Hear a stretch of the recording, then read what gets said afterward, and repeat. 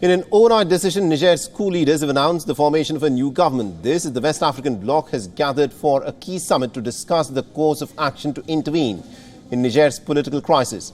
The newly instated Prime Minister PM Lamine Zeine will be leading the 21-member government. 3 generals from the military junta will be assuming the roles of the defense and the interior ministries. Meanwhile, Ecowas leaders arrived in Abuja on Thursday at an emergency summit to discuss the next step, now that Niger's military junta has forced their agenda right before the bloc's meeting.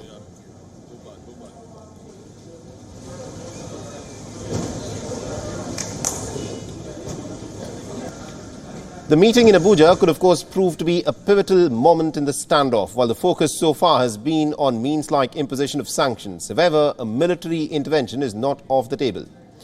Earlier, the Nigerian president's envoy met with the coup leaders in Niger's capital, Niamey, and similar visits by leaders from Ecowas, African Union and the United States have remained fairly fruitless. On the other hand, military governments in neighboring Mali and Burkina Faso have vowed to defend Niger's coup leaders.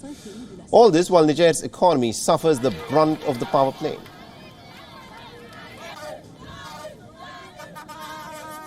All right, now to give us more insights in terms of what is happening at this moment in Niger, we're being joined in by our correspondent Nabil Ahmed. He's joining us from Accra.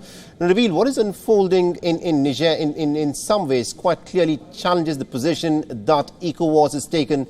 The leaders of the Ecowas nations are at this moment in Abuja in Nigeria. They're considering some kind of military action.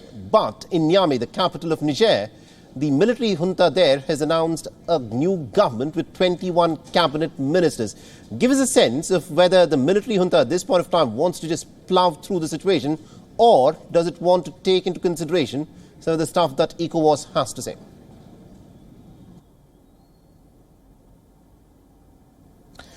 Well, it's quite an interesting situation in Niger, given the fact that the junta leader has just appointed the 21 cabinet ministers barely few hours before the ECOWAS meeting is being held. Now, it will really take a turn in terms of the discussions that will be held at the ECOWAS meeting, which we understand is currently ongoing behind closed doors. Usually such discussions take a very long time, and at the end of the deliberations, they would send in a communique on what they have resolved to do going forward. But back in Niger, it appears the junta leader is not backing down. He's resolute in holding on to power and not heeding to any calls from Western powers or even the West African Regional Bloc, ECOWAS, to restore the country to constitutional order.